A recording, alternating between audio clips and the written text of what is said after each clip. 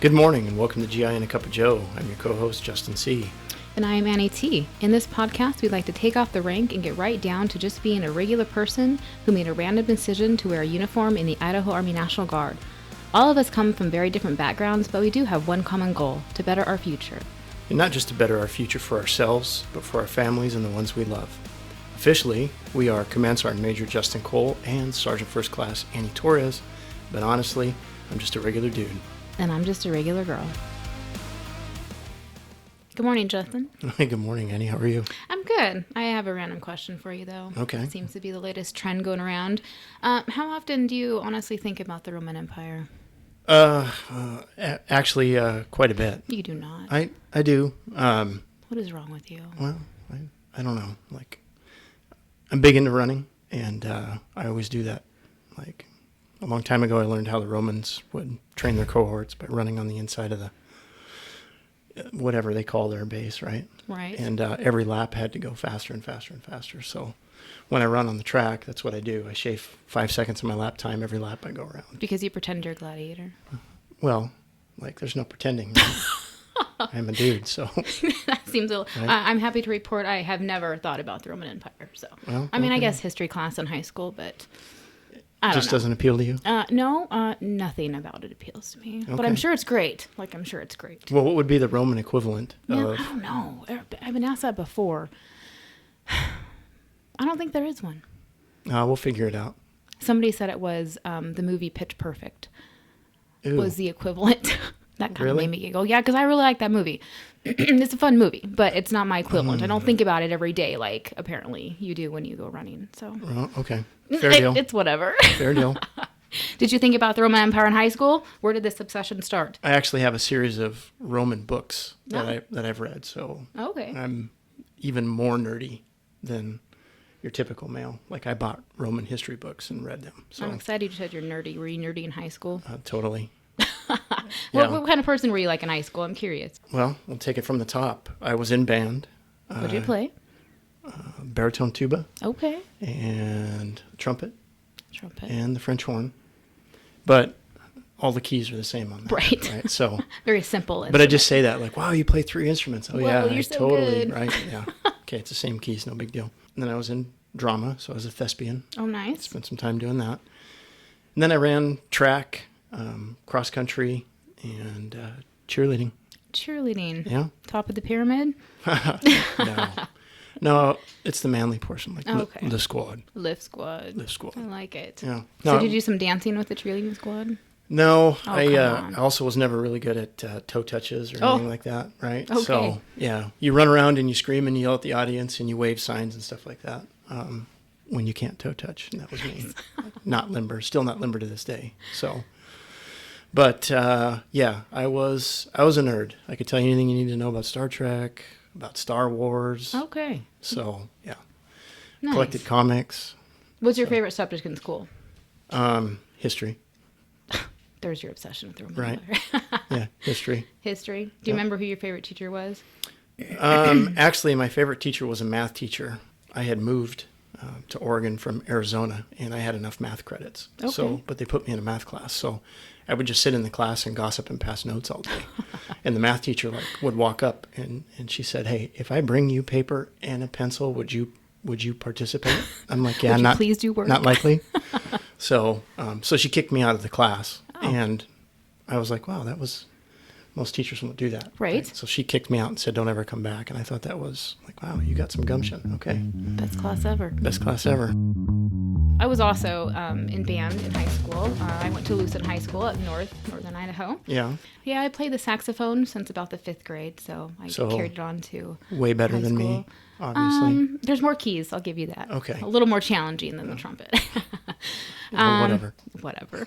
I also was a thespian as well. I didn't do a lot of acting in drama, though. I was more on the pit band side Oh, okay. because I was a decent instrumentalist. Band, lighting, all that stuff. Did you help or just? I did, yeah. There was a lot of backstage stuff Okay. going on, so it was just fun to be part of the crew behind the stage, I guess. Yeah. Kind of what I do today. The crew behind the stage. Sometimes. Sometimes. Yeah. And then I also did a whole lot of sports. I did track, I did volleyball, I danced with the dance team, not the cheerleading squad, but the dance team, the flag team. Did I say tennis? No. I did a lot of stuff. Really? I had so much fun in high school. Like, if I could go back and do high school again, I totally would, because it was like a social hour for me. I went there for my friends, not history class. Oh man, no. I was glad high school was done when it was done. Do you prefer whole milk or white milk or chocolate milk? Wait, we'll say it at the same time. 1, 2, 3. White. Neither. What? Yeah. You're not a milk person? I'm not a milk guy. No. Milk is for babies. Oh, come on. Even today? Yeah, even today. Oh, okay. Not almond milk, nothing? No, milk is for babies. What do you drink? Water. Water. And Diet Pepsi mixed with And mud. Diet Pepsi mixed with, coffee. Coffee. Hyphy mud, look it up out there. Anybody? Google it.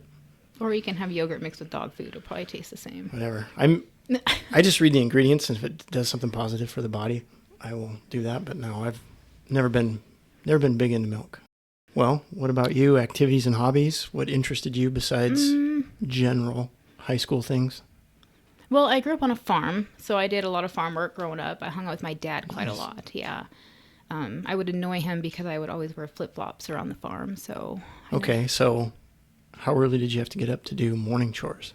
So in the summer, not as early as you would think, because I just didn't. My dad was very upset with me half the time. But I would work late at night. I would do opposite. I didn't learn to get up early until actually I went to boot camp. Oh, That okay. was my, 5 a.m. It's a real thing. Okay.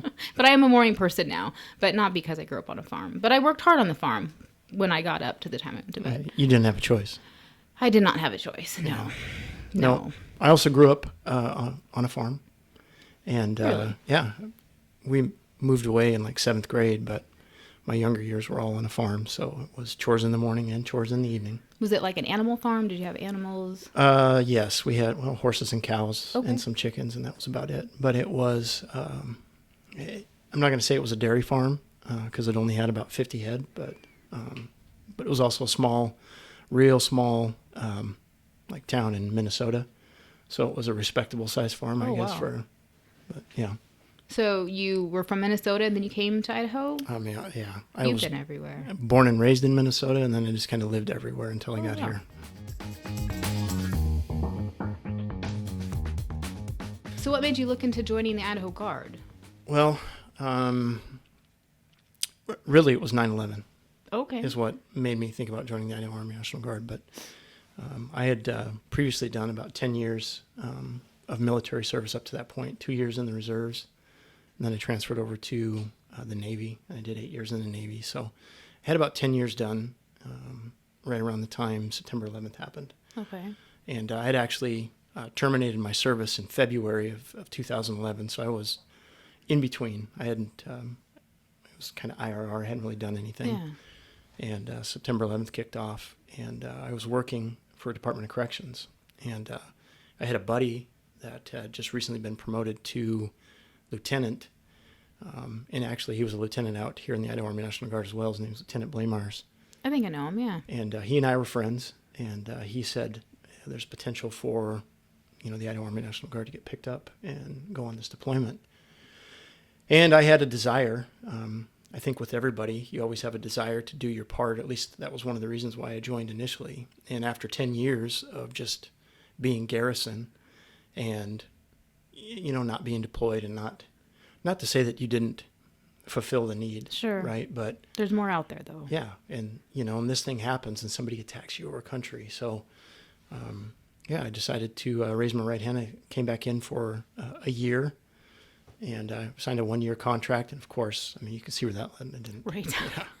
That lasted a long kept year. extending and kept extending. So, but that's really what made me think about coming into the Idaho Army National Guard. Okay. What about you? Similar. Well, not really similar. I didn't join because of 9/11, but I did join after 9/11 hit. I joined purely out of boredom.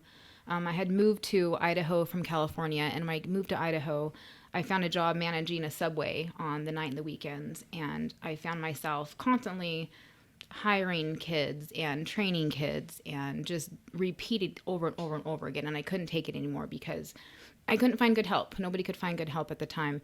And I knew there was something better out there for me. I just didn't know what. And so I hung out with a friend who happened to be in the Guard, and he came on base. He was part of aviation, and he came on base to get like a beret or something. He was new in the Guard as well.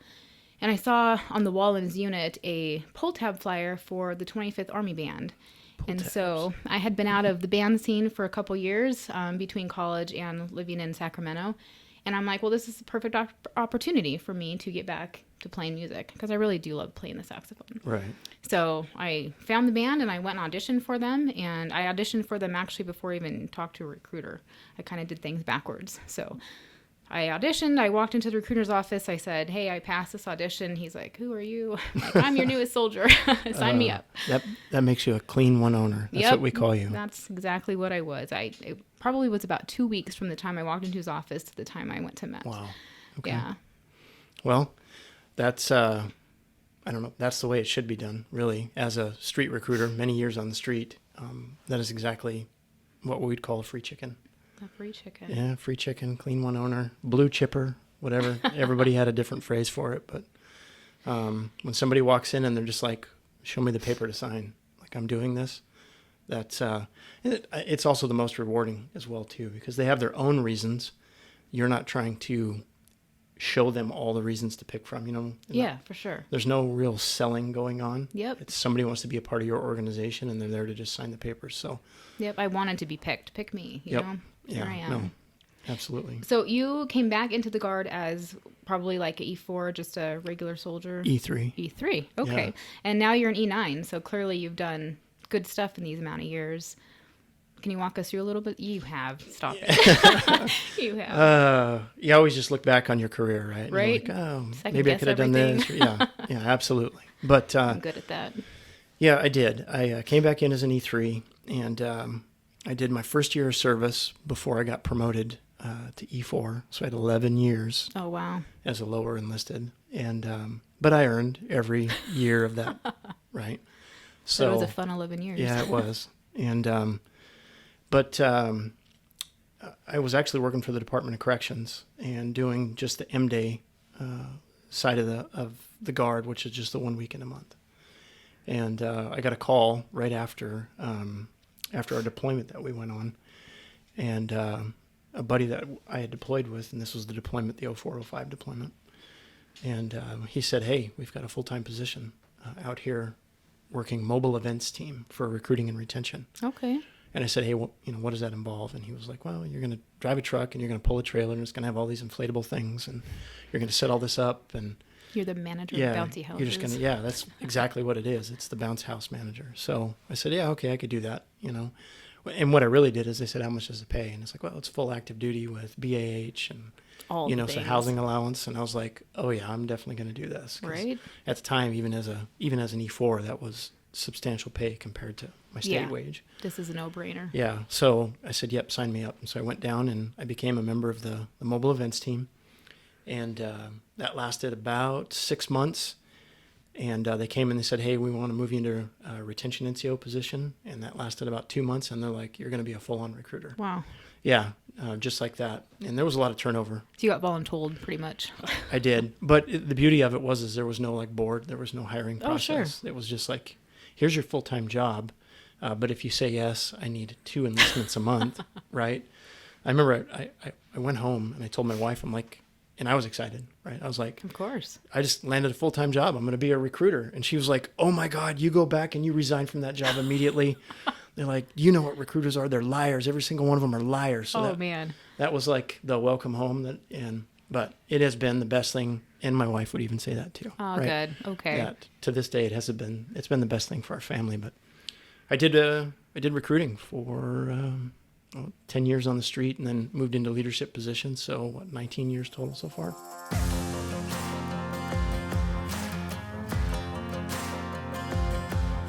What would you say your most rewarding job in recruiting has been? So I would say that recruiting in general has been rewarding because I'm constantly helping people out. Right? Yeah. And I love it. I would say personally, the most rewarding section of my job so far has been the time that I spent as an NCOIC for Delta Company in Pocatello, Idaho. Okay, So, like a team leader? yeah, basically the kind of the guy in charge of 8 to 10 guys. Nice. Okay. But you actually played a hand in that. Did I? Yeah, you did. So you take a look at recruiting and retention NCOs, and they are either a lot of self-proclaimed A-type personalities or Right. they're legitimately A-type personalities, right?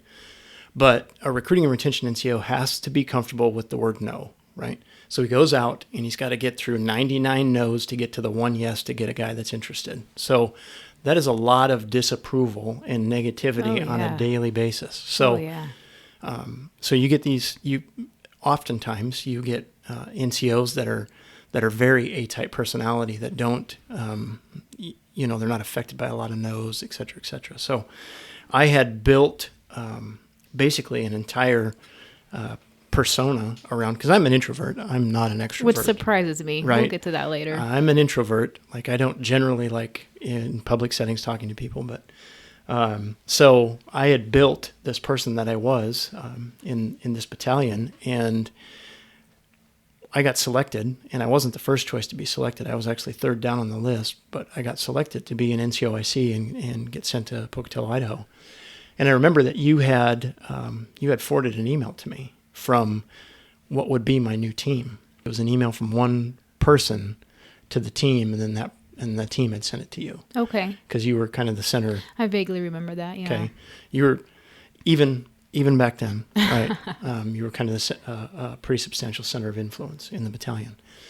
And that email had a lot of concerns about the person I was. And see, this team had just recently had an NCOIC removed, who was, for lack of a better term, somewhat unprofessional. Not effective. Not effective. Okay. So they had a lot of concerns with how I handled business. So this email that this one individual, and that individual was actually First Sergeant Sean Rash, and he is the guy that's going to take over from me. And it wasn't an attacking email, but it had a lot of concerns.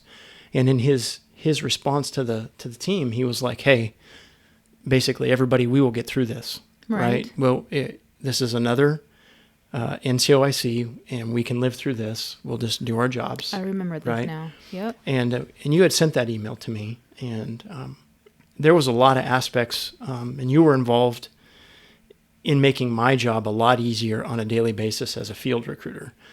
And I think that you probably had a lot of friends at the time, and I know that to be true now, but at the time, I imagine that you were close with pretty much everybody over in that company. Yeah. So you'd sent this email to me, and you were very hesitant, and you said, "I'm going to send you something, and I'm hesitant to send it to you, but I don't want you to take offense, but this is the concerns that the company has." And that email pretty much broke down it was a snapshot of who I was for the 10 years that I was on the street. And it was pretty jarring, the information that was in it. And it was how people viewed me. And that was a massive eye-opener for me, and I had printed that email off, and I had highlighted a lot of things in it. And it sat on the seat next to me as I drove over to Delta Company, to Pocatello, Idaho, and it's about a 3-hour drive from here.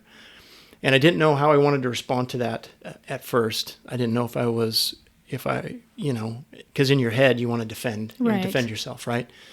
But I took a step back, many steps back, because it was a pretty heavy email, and so I jumped back and I took a look at the things that were important. You kind of read between the lines, and how do people view me? And I used it as a framework of the things not to do when I got over there. And that's kind of been a mantra of, and it was even before then, to be quite frank. You want to know what kind of leader that I've learned how to be is I've looked at all of the terrible excuses and terrible examples, and I just choose not to do those things. Right. And it's done me fairly well. I think so. Okay. So that's what I did with this email. I took all of the things that everybody had concerns with, and I used that as a guidepost of what not to do. And I'm so glad you did, because I sent that to you because I knew you were better than that. And I knew that they didn't know that yet. But I did, because you and I were friends at that time. Right. So I knew you were a better person. Right. And I and actually, First Sergeant Rash and I had a conversation about this just 2 months ago, this email. Oh, and wow. he had forgot that he had sent the email. But Oh, man. as we walked through it, he remembered sending that out. And I could see the look on his face, because no. I rate him. And I dimed him out. And he was like, he started to get hesitant, and, he's kind of sitting back a little bit and trying to sit up a little bit more man. straighter. And I said, listen, it was probably the high point of my career because it really transformed the kind of leader that I was going to become. And, but I look at that, and that is what you did for my career, but you didn't do it for me. You did it for an entire team of people. I did. And then we'll take another step back from that. And that's what you do for this battalion, right? You do things like that on a daily basis. So if I had to, no kidding, like describe what I think your job is, right? Okay. We can get online and we can print all the documents out to tell me exactly what your job is, Right. right? But what do you actually do for the battalion? That's what your job is. And you are constantly called and texted and emailed by everybody in this battalion. You have had a conversation about everything that's going on. Like, I can come and I can sit down in front of you and I can just say, okay, what's the temperament? What's going on in this company? What's going on in that company? And without giving me names, dates, specifics, I know kind of what the tempo is. I can tell what the temperature is, right? The morale. Exactly, level, yeah. The morale. In recruiting, in case anybody doesn't know, if your recruiters are unhappy, you will not get enlistments. That is true. Right? That's the key. Regardless of it being military and this, there's 1,000 things that go into this, and you can say whatever you want, but if a recruiting and retention NCO is happy and his family is happy, that NCO will make their mission. I agree. Right? I've seen it. So that's the only thing that this position should do, is find a way to make sure that his people, and I can't do that without you. So to me, your unofficial job is kind of like everything behind the scenes in this, who said what, what's going on, the morale, how we're spending money. Why they feel the way they feel. There's always something. And there's a lot to it. There's a lot of stuff that you have to juggle, obviously. There is. But that helps me make a decision. Sure. Right? If we look back at, you just got to make a decision, that helps me make the decision. I'm in your office easily 3 times a week. Easily. Right? And it's never about a person, but it's about morale. Yep. It's about temperature in the battalion, moving forward. So, in my opinion, that's your unofficial job. And I don't know the specific word for that, but you are the cornerstone that in this battalion keeps this battalion moving. That's interesting. In my opinion. So, yeah. Well, I look at you and I go back to your high school days and I think you're a battalion cheerleader. Oh, I think nice. you got good practice back then. Which brings me to, you said you were an introvert, which is so surprising to me because you have a lot of extrovert qualities, whether you know it or not. You hate public speaking, but you do it so well. So you may hate what's going on inside, Yeah. but you do it very well. And people listen to you. You're very influential in your words. People do what you say. They will try their very best to please you. Everybody wants to impress you in some sort of way. So I think That's it's hard to take. Like, I'm making a bunch of faces, but it's hard to hear that. Like, because it's not how I get up. I don't want people to, I don't know. That's weird. you're very influential, though. Like, even your yogurt mixed with dog food. You say Yeah. it tastes good. People be like, oh, it's so good. People Yeah. just do what you say. It's so funny. But it's the same thing whether you talk to the battalion or whether you talk to Building 600 where all the generals work. You say something and people listen to what you say. You just have that natural aura about you, I think. Oh, okay. It's pretty impressive, honestly. Well, thank you. I appreciate it. Well, I think that you and I could have been friends in high school, Justin. I really do. I think our paths would have crossed, and I think we would have been friends. Yeah, there was surprisingly a lot of similarities. Yeah, there were. So, Farm life. musical, thespians, like, it was crazy. Once I start to, there's a lot of this stuff until we decided to do this. Like, there's a lot about you I didn't know. Yeah. Right? And just kind of taking the deep dive into the history, that was pretty, I was like, are you kidding me? I thought so too. Yeah. And I think we figured out our enlistment dates into the Guard were within 2 days of each other. 2 days of each other. That's December 17th. Yep. And I was December 19th. Yep. Same year. So crazy. Yeah, that is crazy. Let's talk about your career. Well, like I said, I joined in '01. I joined the band, and I was in the band for about 2 years. In that time, I got a job as a civilian out here on base, and I learned a set of skills that was needed on the deployment. So I was kind of voluntold in a way that, hey, you should join this deployment with us. And I was like, okay. I wasn't doing anything with my life anyways. I wasn't dating anybody. I had no kids. I had, my parents lived in Lewiston, and I was here in Boise. So I was like, sure, why not? So I went on the deployment. And on that deployment, I learned everything I needed to know about logistics. And when I came home, there was a logistics opening. So I applied full-time to be a supply sergeant. I spent about 10 years in the brigade, being a supply sergeant, going from various units. And then that eventually landed me in recruiting. And I've been here for, 10 years? Yeah, 10 years. It's been a while. Yeah.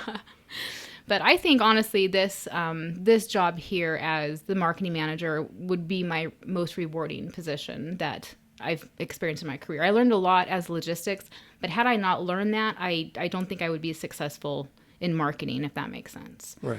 Because every position I had, I took life lessons from it and applied it to who I am today. So no, there was definitely a lot of like leaning on you. I know specifically as an NCOIC, but pretty much every year that you've been here, you've really kind of been the focal point of not just our recruiting activities, but kind of in general, how we spend money, how we manage things. Everybody seems to call you. You're like in the center hub of everything. So I could not see. On purpose. Well, just because I've been here for so long. I just know things, right? Because I've been here for so long. Right. And people trust you. They do. Right? And so that's important. That's absolutely important. So I do have one very important question for you. Okay. Do you believe in Sasquatch? I do. I absolutely do. Have you met him? Have you seen him? I've seen him. I haven't met him. I don't know many people that have met him. What's the story behind that? 15, 16 years old. Okay. 80s. Okay. Back in the day. Back in the day. Sierra Nevadas, California, above Sacramento. White Cloud Campground. Okay. And it's kind of set up in an oval shape. And my parents had moved, and I say parents, so our whole family had moved to Nevada City. And they were going to manage a condo complex in Grass Valley, California. And it wasn't ready yet. So we moved to Nevada City. They rented an apartment, and then they decided to go camping for like 3.5 months. So the summer hit. We went up to that campground, and we camped for 3.5 months, right? And as parents, it was to save money. Sure. Right? And so we basically lived in a campground. And one night after coming back from whatever the city was, down the hill, we pulled into the camp, and, the coals were still kind of red, but my parents had gone to sleep, and I was with, at the time, my uncle's name's Mark. And we get out of the car, and we get in the tent, and we're getting dressed, and we're putting on our long johns, because even in the middle of the summer, it's chilly. Right. In Sierra Nevadas, right? And so I'm kneeling, and I'm kind of looking out the mesh of the tent, and our campground was on the back side of the oval, which ran parallel with a power line access road.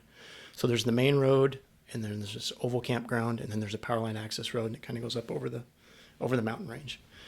And so I'm kneeling, looking out the mesh, and I hear commotion off to the right, and it was kind of quiet, and then there was a loud, like, thump or boom or crash. It was like a twig or something, but I say like that. A tree. Yeah, it was like, I don't know. Twig is definitely the wrong word, but it was a pretty solid branch had been tossed or moved aside, and I stopped and I looked through the mesh, and whatever this was, and it was Sasquatch. Of right? course. Right. It took about 2.5, 3 steps to clear my entire field of vision. Wow. And it was walking right along the power line access road, and just off the back side of our camp is where this access road was. So, and my parents would cross the access road, and they would go, they'd go gold panning during the day, right? That's what they spent their days doing. But so our tent was, I would say, military speak, maybe 20 meters. Sure. Right. So about 60 feet. Sure. Okay. And this thing took about 2.5, 3 steps to clear the entire field of vision, and it was it was easily 8.5, 9 foot tall. Wow. It was massive. But when it walked, it was completely silent. Really? So, yeah. Its steps, everything was just completely silent. And then it left our field of vision, and then it had made some noise off to another branch or another whatever. Huh. Did you see its footprints? So, yeah, the short story is, yeah, absolutely did. I woke up Mark. He went over and he woke up my mom, woke up my stepdad, and they grabbed rifles. He turned on the lamps and all that stuff, right? And they went to look for footprints on the power line access road, and there was none on the access road, but off of the access road, it had started to guide itself down kind of diagonally down the hill towards the river. And the river was, I don't know, maybe a half mile downhill. So that was my Sasquatch encounter. That's amazing. And I've been a believer ever since. Okay. I've heard stories like that, and that's what makes me a believer. I Yeah. have not had any cool stories like that. Maybe one day, every time we go on a road trip, we Sasquatch hunt. So, Oh, do you? yeah, look out the window if there's a group of trees, even if it's like 3 trees. Oh my God, Sasquatch is in there somewhere. Yep. No, we did the same thing with my kids. Any trip that we took in the RV, we're like, oh, look up on the hill as you're driving. Yep. Well, that's all the time we have for today. We'd like to thank our guests and our production crew for their time. Join us every Wednesday here on GI and a Cup of Joe. See you next week.